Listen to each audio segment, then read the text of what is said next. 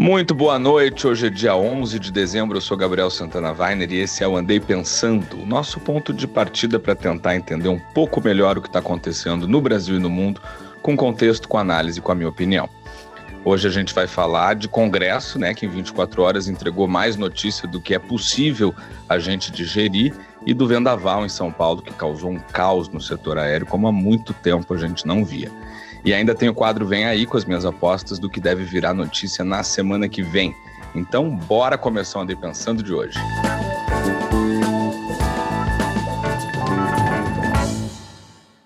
Ontem a Câmara deu continuidade à aula prática de como não funciona uma democracia, Depois do dia em que cortou o sinal de TV, mandou jornalista para fora do plenário à força e usou a polícia legislativa para fazer uma limpa ali no Salão Verde, veio a segunda parte do espetáculo, o sistema se protegendo quando um dos seus está na reta. De um lado, Glauber Braga, o mesmo deputado que tinha sido arrastado da cadeira da presidência da Câmara, com uma cena de humilhação transmitida pelo celular.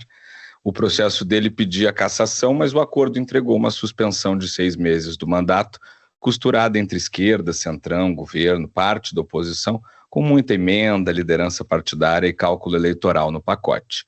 Nesse meio tempo, quem assume a cadeira agora é Heloísa Helena, uma das figuras mais combativas do PSOL original, o que garante que o clima de confronto não vai desaparecer tão cedo do plenário. Na madrugada, daí veio o escárnio. A mesma Câmara que negociou uma pena intermediária para o Glauber decidiu manter o mandato de Carla Zambelli, presa na Itália, condenada pelo Supremo a mais de 10 anos de prisão em 2 processos, sem direito a recurso, com direitos políticos suspensos e ordem expressa de perda do mandato. Mesmo assim, a maioria entendeu que ela pode seguir deputada gastando dinheiro de verba de gabinete. O discurso oficial é a defesa da democracia e a independência do legislativo. Na prática, é a defesa da prerrogativa de apadrinhar os seus e reescrever a consequência da decisão judicial, Até porque esse ato é tudo menos democrático, inclusive com quem votou nela. Enquanto a Zambelli segue sem substituto, os mais de 900 mil eleitores dela ficam sem representação plena e seguem pagando a conta da verba de gabinete. O recado, visto em conjunto, é duro, Quando é briga no corredor, tem espaço para meia punição e muito acordo. Quando é condenação criminal transitada em julgado, a Câmara decide que a palavra final é dela e não do Supremo.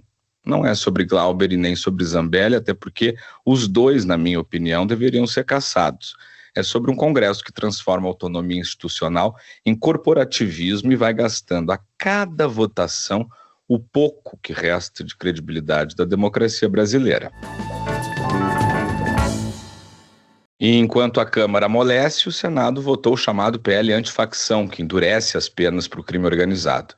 Pena de 15 a 30 anos para quem integrar ou financiar a facção, possibilidade de dobrar para a chefia, homicídio chegando a 40 anos, progressão de regime muito mais difícil, crime específico para quem recruta criança e adolescente, presídio federal para o comando e um pacote inteiro de mecanismos para asfixiar o caixa dessas organizações.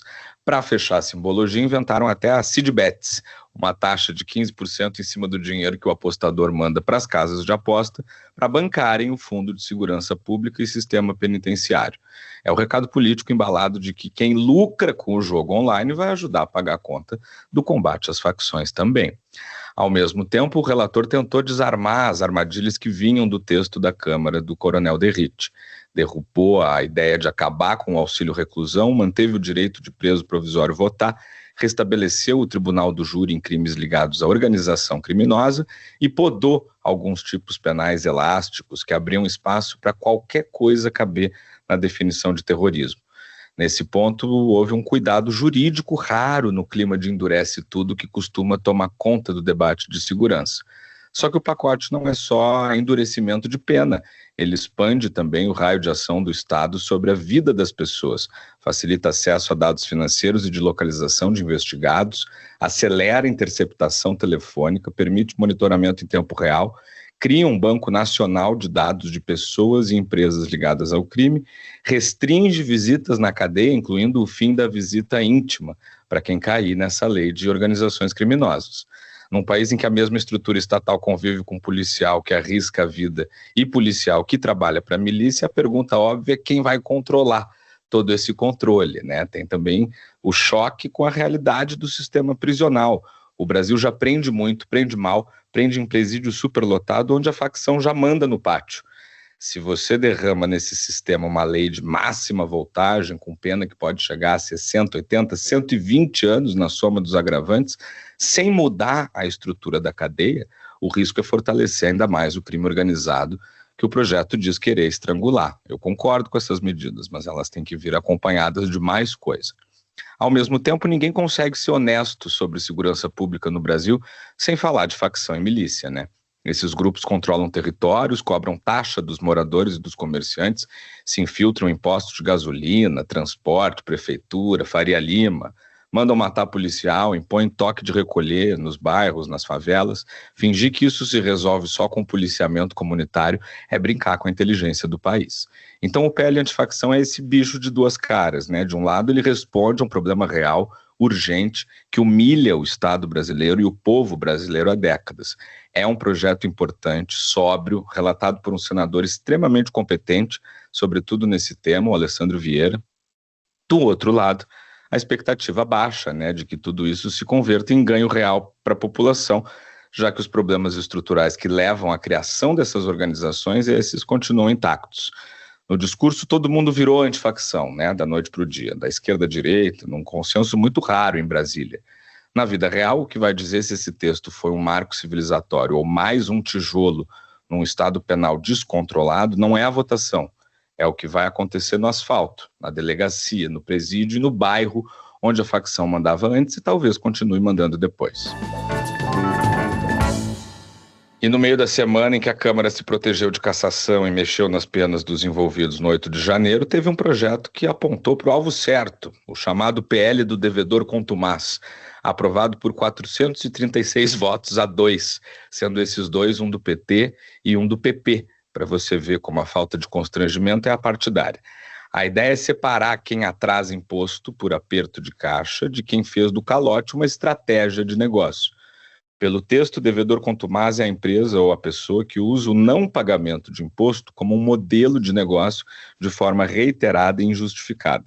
No âmbito federal, a régua é bem alta, é uma dívida maior que 15 milhões de reais e superior a 100% do patrimônio conhecido.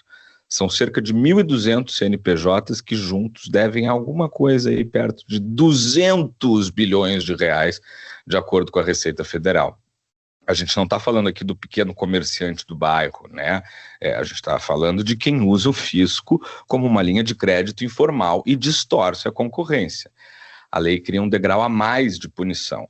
Ela proíbe o uso de benefício fiscal, tira essa empresa de licitações públicas, pode impedir a recuperação judicial e até tornar inapto o CNPJ. Ao mesmo tempo, cria um código de defesa do contribuinte para diferenciar o devedor eventual, né, o fraudulento, e o contumaz, com um processo administrativo, direito de defesa e um critério claro para dívida substancial. Quem comprovar prejuízo real, calamidade ou que não tentou esconder os bens fica fora dessa categoria. Tem também o lado do bom pagador. Quem cumpre o que deve ganha atendimento mais rápido, regras um pouco mais flexíveis para garantias e uma dose a mais de segurança jurídica, com cobrança definitiva só depois do fim do processo. É uma tentativa de mudar a lógica, né, em que o Estado trata com a mesma desconfiança quem sonega profissionalmente e quem só atrasou um boleto. O desafio, como sempre, no Brasil é fazer a lei mirar de fato no caloteiro estrutural e não virar uma arma contra quem está quebrado, né? Se a Receita e os fiscos estaduais usarem o rótulo de devedor contumaz como um atalho para empurrar a empresa em dificuldade para o abismo, aí a gente saiu do problema da sonegação profissional e entrou no problema da arbitrariedade fiscal, que também é uma questão aqui no Brasil.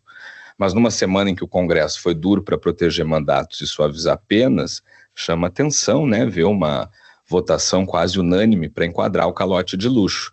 Se esse PL for aplicado com critério, talvez seja uma das poucas decisões de Brasília que o empresário que paga em dia e o cidadão que vê a nota fiscal no caixa vão conseguir aplaudir juntos.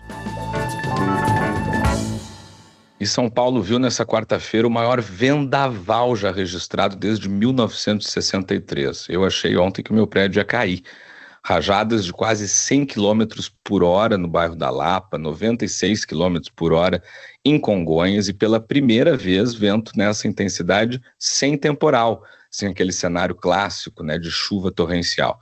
Em poucas horas a cidade viu cair árvore, caiu o Papai Noel da Paulista, caiu o semáforo, caiu a malha aérea e cair de novo a máscara da Enel, né, a concessionária de energia.